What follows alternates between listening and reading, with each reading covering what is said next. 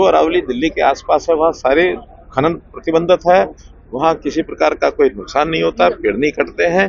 केवल दूर दराज से जहाँ खनन को लेकर के और बड़ी बड़ी पहाड़ियों में खनन किया जा रहा था इलीगली, उसको इलीगल खनन ना हो इसलिए उन्होंने कुछ नॉर्म्स बनाए हैं। केवल कांग्रेस को जब विषय नहीं होता, कभी किसी एक विषय पर चढ़ते हैं, कभी दूसरे पर चढ़ते हैं, और जब उसकी चर्चा कराई जाती है तो चर्चा में से भागते हैं। एसआईआर की इन्होंने बात की, वोटों के रिवीजन की बात की, वो पार्लियामेंट में भाग गए। हरियाणा सरकार ने अब उसमें पेश किया अपना प्रस्ताव। बांग्लादेश में जो घटनाएं हुई हैं बहुत ही दर्दनाक हैं, घृणा योग्य हैं, और इसकी बहुत संज्ञान भारत सरकार भी ले रही है और जनता भी वहाँ की जागरूक हो गई है। निश्चित रूप से इसका बांग्लादेश को पश्चाताप करना पड़ेगा, इसका कोई ना कोई जवाब देना पड़ेगा, वरना ये चीजें बहुत ज्यादा बांग्लादेश के विरुद्ध एक वातावरण बनाएंगी, जिसमें से आज जो पाकिस्तान का हाल है वही हाल बांग्लादेश का होने वाला है। और ये चीजें कोई आज की नहीं, ये सन 2006 में भी जब कांग्रेस की सरकार थी तब भी यही नॉर्म्स तय किए गए थे। केवल उन नॉर्म्स में कुछ ढिलाई लोगों ने बरती, उसको दोबारा से सख्ती से लागू करने के लिए सुप्रीम कोर्ट ने जो कहा है, जो कमेटी ने कहा है, उसी को आगे बढ़ाएंगे। किसी प्रकार का कोई अरावली का खतरा नहीं है।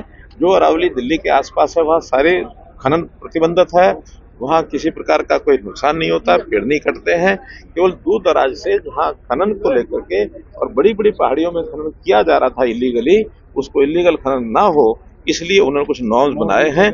केवल कांग्रेस को जब विषय नहीं होता, उस प्रकार के विषयों को बाहर करके बाहर निकलते हैं, कभी किसी एक विषय पर चढ़ते हैं, कभी दूसरे पर चढ़ते हैं, और जब उसकी चर्चा कराई जाती है तो चर्चा में से भागते हैं।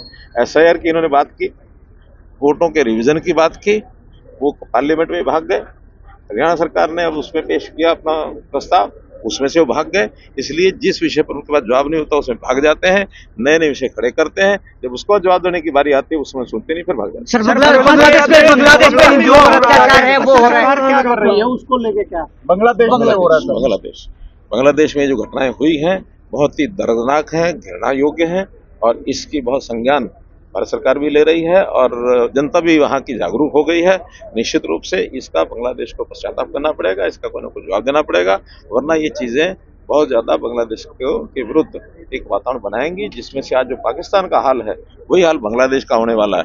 बांग्लादेश पाकिस्तान के पदचिन्हों पर चल करके अपने आप को एक आतंकवादी देश की तरफ आगे बढ़ा रहा है, ये बहुत गलत है। इस प्रकार से उनको अपने आप को अभी संभाल लेना चाहिए, मौका है। जी राम जी बिल पर जी राम जी मनरेगा